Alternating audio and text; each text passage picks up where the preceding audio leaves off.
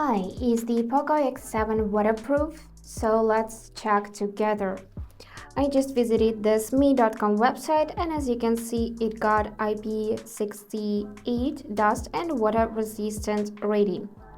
So this phone has been tested and certified with an IP68 rating according to IEC 60529 standards.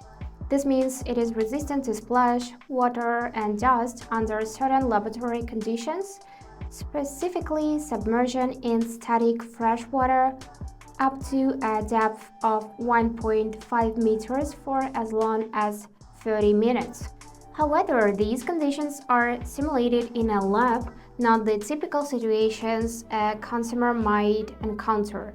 Thus, while the POCO X7 can handle water to a degree, it's not advised for use at the beach, the pool, or any environment that exceeds the specified conditions.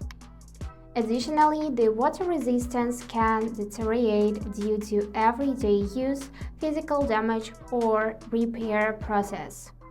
To avoid issues, refrain from charging the phone using the buttons or removing the SIM tray when the device is wet. And that's it for today.